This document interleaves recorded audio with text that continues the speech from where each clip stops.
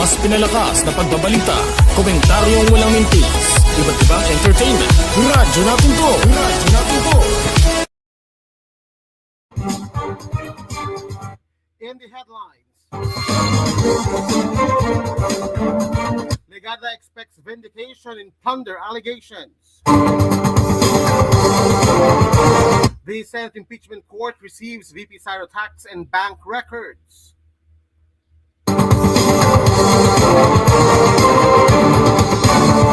Bank and tax records to reveal extent of Sara Duterte's wealth according to Kabataan Solon.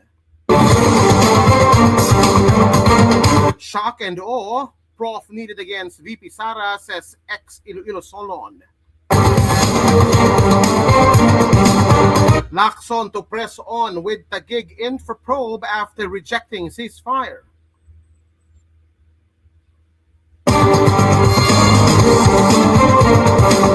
Pasig Court suspends 85 pesos NCR minimum wage hike. The Commission on Education funnels scholarships into AI and cybersecurity fields. And MPBL access Bacolod franchise hands lifetime bans to players and coaches pending game fixing probe.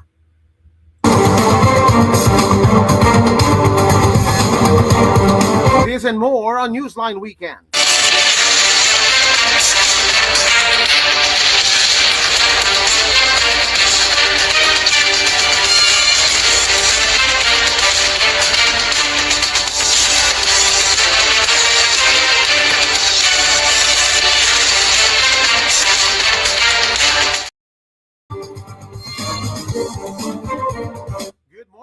Reporting live from Radyo Natin To headquarters, I'm Raymond Kaibigan. Newsline Weekend begins right now.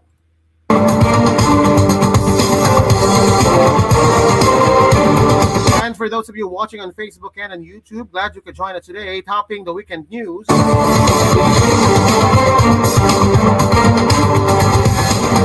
Senator Lauren Legarda on Friday denied allegations linked to an ombudsman investigation into plunder and graft complaints, describing the accusations as utterly false and baseless.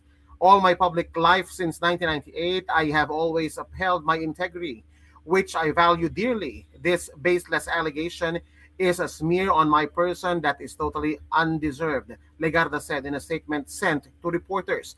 Legarda issued a statement after Ombudsman Jesus Crispin Rimulya said plunder and graft complaints against her and her son, Representative Leandro Leviste, over the alleged ghost electricity scheme are now in the preliminary investigation stage. Rimulya said the complaints are now one step closer to potentially reaching the Sandigan Bayan, where formal criminal charges could be filed if prosecutors find sufficient evidence. The senator, however, said she has not received any communication from the Office of the Ombudsman regarding the reported preliminary investigation.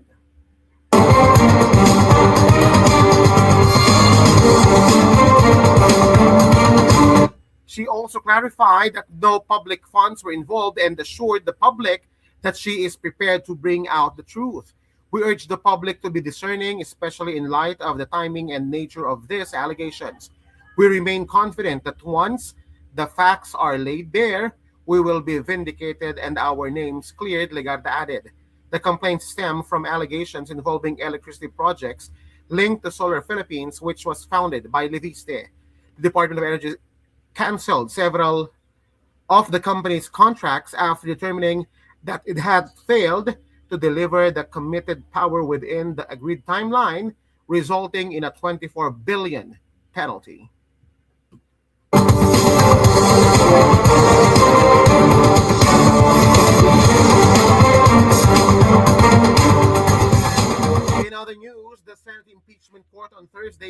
receiving subpoenaed financial documents related to Vice President Sara Duterte, marking a key step in the ongoing trial over allegations tied to her alleged unexplained wealth. Records stated arriving at the office of the clerk of court following subpoenas issued by the impeachment court covering the financial documents of Duterte, her husband, lawyer Man Scarpio, and 20 entities identified in the court order. By noon, the court had received tax records from the Bureau of Internal Revenue and bank documents from several financial institutions, including BDO Unibank, Philippine Savings Bank, Metropolitan Bank and Trust Company, and Security Bank Corporation. The Office of the Clerk of Court continues to receive documentary submissions pursuant to the court subpoenas, the court said in a statement.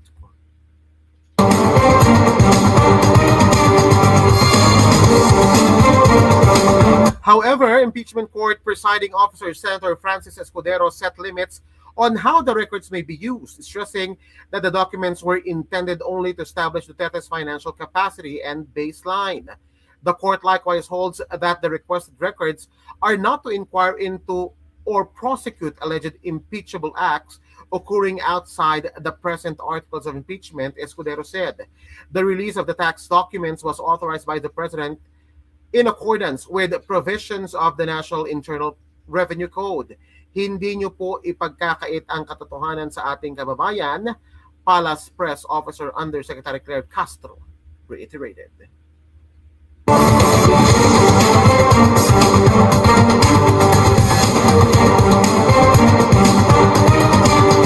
Meanwhile, the bank documents and tax records submitted by the Senate Impeachment Court will reveal the extent of the wealth of Vice President Sara Duterte and her husband, lawyer Man Scarpio.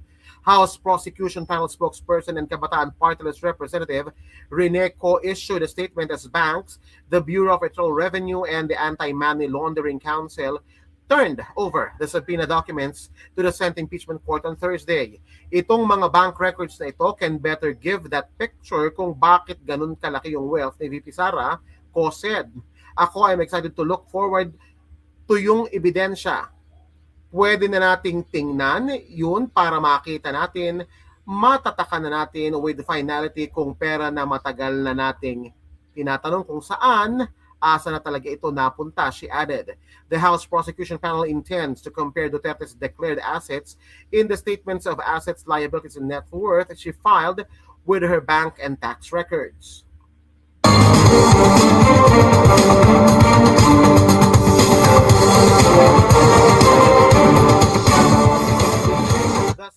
Show that the Vice President's net worth climbed from 7.5 million pesos in 2007 to more than 88 million pesos in 2024.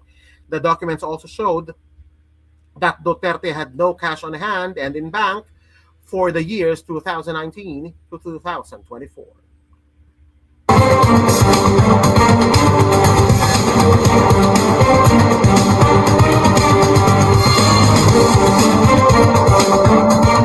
Meanwhile, the House prosecutors have properly laid the groundwork for the case over Vice President Sara Duterte's alleged misuse of confidential funds, but were still far from proving that the taxpayer money was improperly spent, former Iloilo Representative Neil Tupas Jr. said on Thursday. Tupas, who served as lead House prosecutor in the impeachment trial of the late Chief Justice Renato Corona, said the prosecution would eventually have to present fresh and compelling evidences capable of creating a shock and awe effect to strengthen its case against Sara Duterte and sustain public interest in the trial. Speaking to a news channel, he said the prosecutors had so far established that the office of the Vice President withdrew 612.5 million pesos in confidential funds in cash transactions that the defense had not disputed.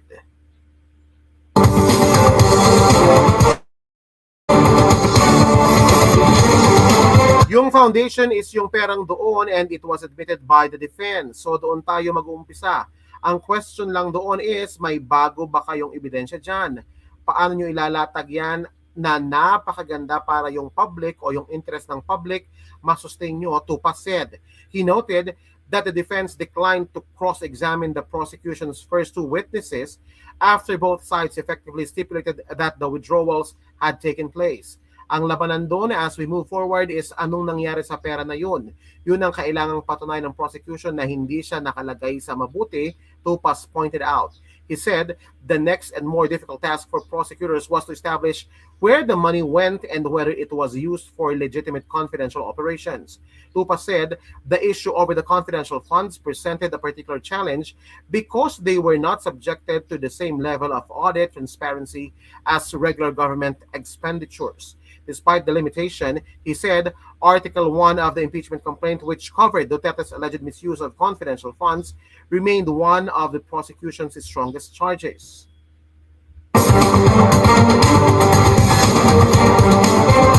This Article 1 confidential fund could be the second strongest article, given lang na ma-present ito very well, mapakita yung mga witnesses, pero I would still stick dun sa sinabi na kung Article 2, which is unexplained wealth, is the strongest, he said. Tupas said the prosecution was taking the correct approach by first establishing the fund withdrawals before presenting evidence of alleged misuse. But he stressed that the evidence offered so far remained insufficient to prove an impeachable offense. Wala pa, malayo pa, pero tama yung step ng prosecution, he said. The former lawmaker said summoning the state auditors would be the logical next step because they could present official audit findings and help prosecutors face or trace how the confidential funds were disbursed.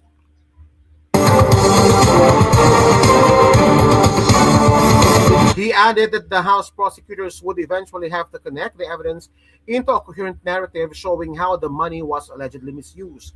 If they can piece everything together, then their case under Article 1 becomes stronger, he said.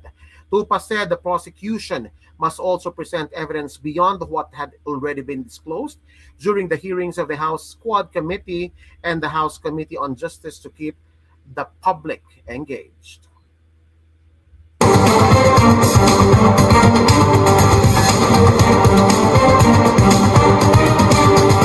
Coming up next on Newsline Weekend. Axon to press on with the gig in for probe after rejecting ceasefire. Pasig court suspends 85 pesos in NCR minimum wage hike. The Commission on Education funnels scholarships into AI and cyber security fields. And MPBL Access Bacolod franchise hands lifetime bans to players and coaches pending game fixing probe.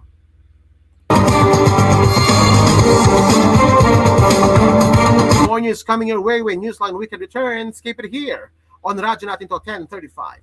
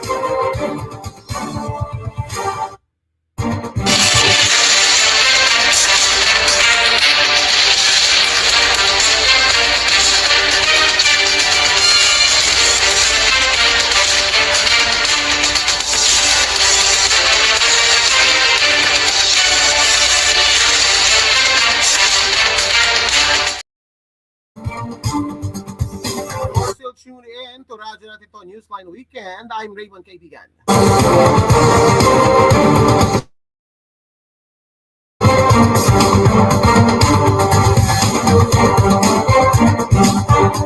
Senator Panfilo Lacson rejected the ceasefire proposal following his exposure of alleged infrastructure project irregularities in Taguig City, the home turf of Senate Minority Leader Alan Peter Cayetano. Ceasefire my foot, Lacson said in a post on X on Thursday.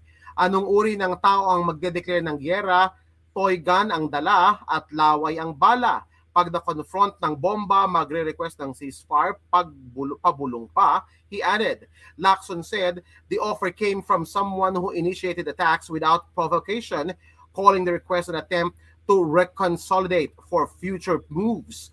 The clash escalated after Cayetano questioned the growth of Lacson's net worth, prompting Lacson to defend his integrity as what he described as his most prized possession. Lacson clarified that his wealth grew through legitimate businesses during 3-year absence from public office before returning to the Senate last 2025. Turning to his allegations, Lacson said he uncovered damning evidence of double billing, recycled contract photos, and ghost infrastructure projects in Taguig. He also claimed that infrastructure projects in Cayetano's bailiwick accumulated 14.4 billion pesos from 2020 to 2025.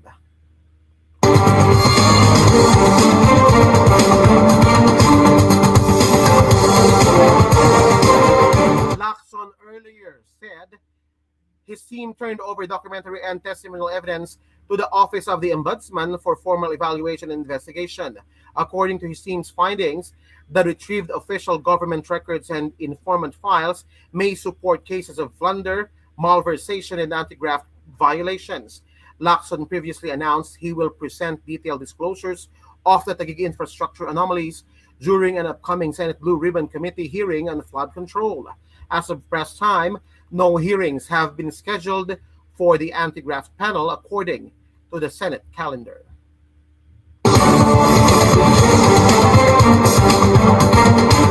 In other news, the Pasig City Regional Trial Court has issued a status quo and order temporarily suspending the implementation of the 85 peso increase in the daily minimum wage of workers in the private sector in National Capital Region.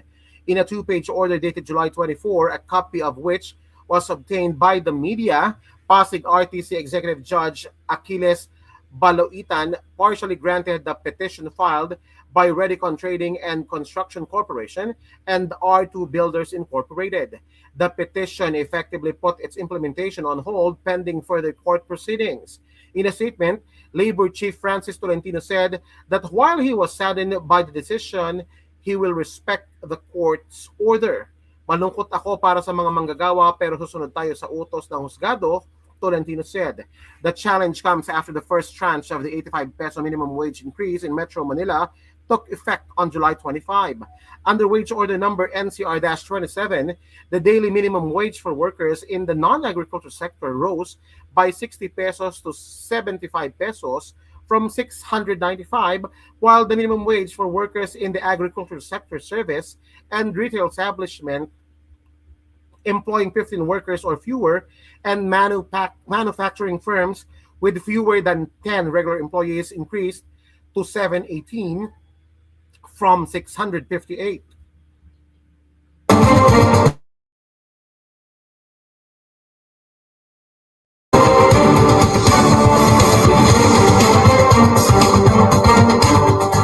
remaining 25 peso increase will take effect on January 1, 2027.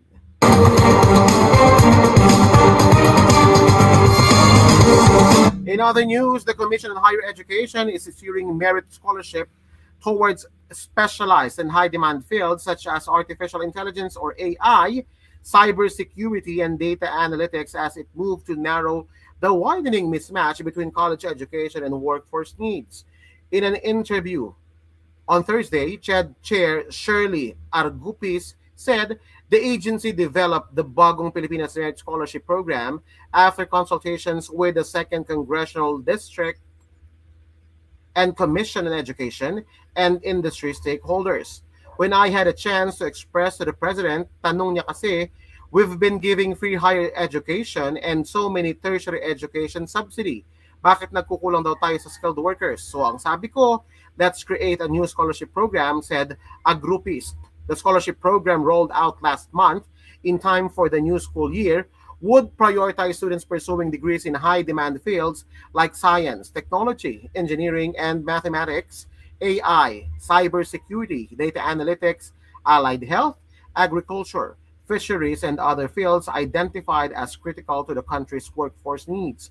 Agrupi said the initiative was intended to address the persistent disparities in the labor market, where some degree programs continued to produce more graduates than available jobs, while industries struggled to fill specialized positions. She cited the oversupply of graduates from general education and traditional information technology programs, saying the country needed more specialists in emerging digital fields.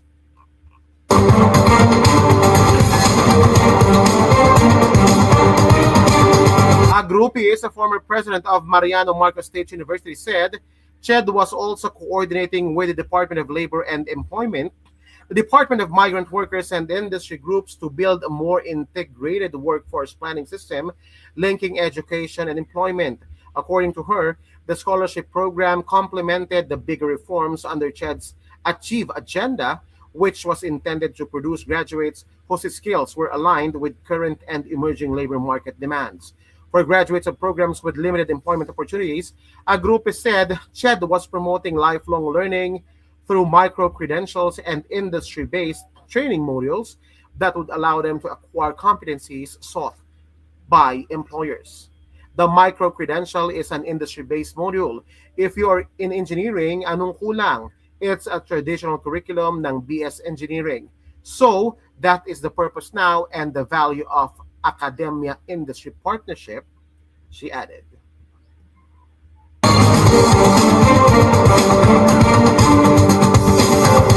And finally, the Maharlika Pilipinas Basketball League, or the MPBL, has removed the Bacolod Mascara franchise from the remainder of the 2026 season and imposed lifetime bans on its players and coaching staff, while an investigation into alleged game manipulation continues. In a statement released on Thursday, the league announced that it had issued red cards to members of the Bacolod squad following the controversy surrounding their July 28 matchup against the Bulacan Cuyas. Under league rules, a red card carries a permanent expulsion from the MPBL. The sanctions also resulted in the immediate cancellation of Bacolod's participation for the rest of the season. The league emphasized, however, that the penalties are administrative in nature and were imposed to safeguard the competition as authorities continue to examine the incident.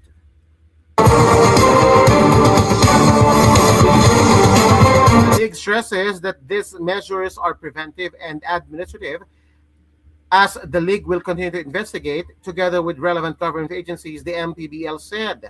Questions over the game emerged after Bacolod suffered a lopsided 100-64 loss to Bulacan at the Cuneta Astrodome. The Mascara failed to score a field goal during the final 7:48 of the contest, with clips of the closing stretch spreading rapidly online and fueling allegations of possible game fixing.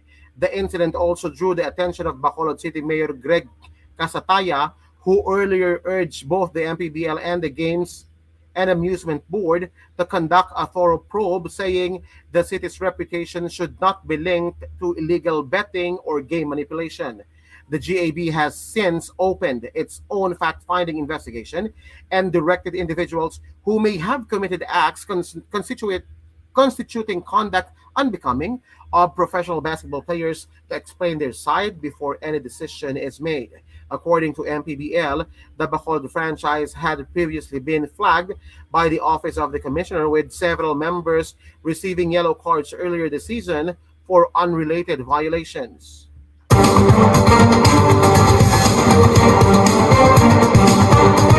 The league noted that its red card policy was introduced by founder and chairman Manny Pacquiao as part of a broader effort to combat game manipulation, adding that the initiative has the backing of the GAB. Reaffirming its commitment to clean competition, the MPBL said it would continue to impose strict sanctions against anyone found compromising the integrity of the league. The integrity of the game will always come first, the league said.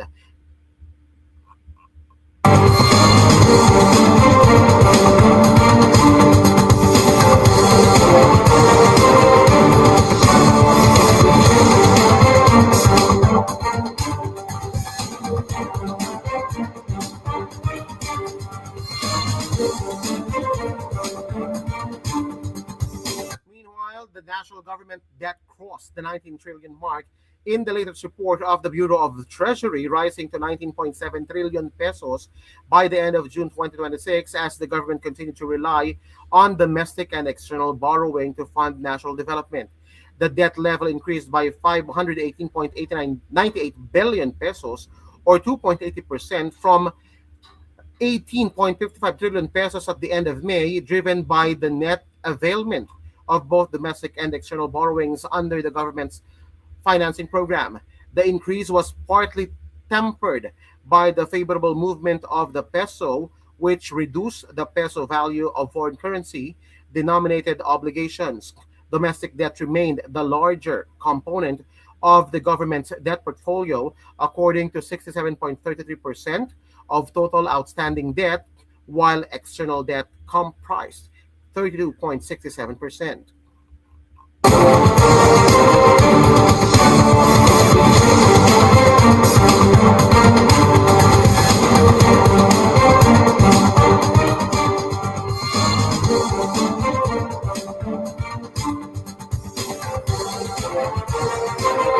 Domestic debt rose to 12.84 trillion pesos at the end of June, up from 342.33 billion pesos or 2.74% from the previous month.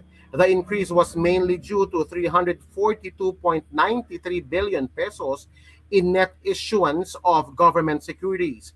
External debt, meanwhile, reached 6.23 trillion pesos, increasing by 176.66 billion pesos or 2.92% from the end May level of 6.05 trillion pesos. The rise in external obligations was mainly due to the net availment of external loans amounting to 223.11 billion pesos. The appreciation of the peso against the United States dollar and third currencies reduced the peso value of foreign currency denominated obligations by 46.46 billion pesos. Meanwhile, the national government guaranteed obligations declined significantly during the month. Guaranteed obligations fell to 305.07 billion pesos at the end of June from 443.5 billion pesos at the end of May, a decrease of 138.43 billion pesos or 31.21%. The decline reflected net repayments of external and domestic guarantees, along with favorable foreign exchange movements that further reduced outstanding guarantees. Compared with the end December 2025 level, the national government guaranteed obligations decreased by 11.46% or 39.50 billion pesos.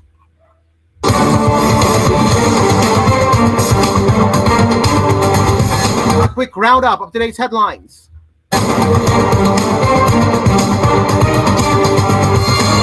Legarda expects vindication in plunder allegations. The Senate impeachment court receives VP Sara tax and bank records. Bank and tax records to reveal extent of Sara Duterte's wealth, according to Kabataan Solon. A shock and awe proof needed against Vice President Sara, says ex-Iloilo Solon. Lacson to press on with Taguig in for probe after rejecting ceasefire. The Pasig court suspends 85 peso NCR minimum wage hike. Ched funnels his scholarships into AI, cybersecurity fields. PBL Access Bacolod franchise hands lifetime bans to players and coaches pending game fixing probe. And the national government debt rises to 19.07 trillion by the end of June.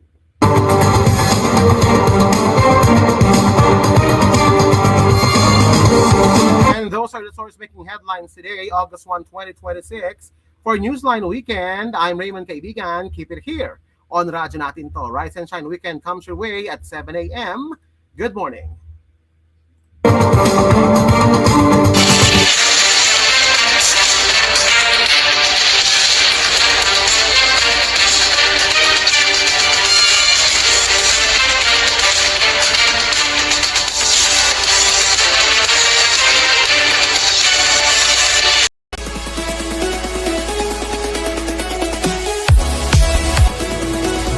Mas pinalakas na pagbabalita, komentaryong walang mintis, iba't ibang entertainment. Radyo natin to! Radyo natin to!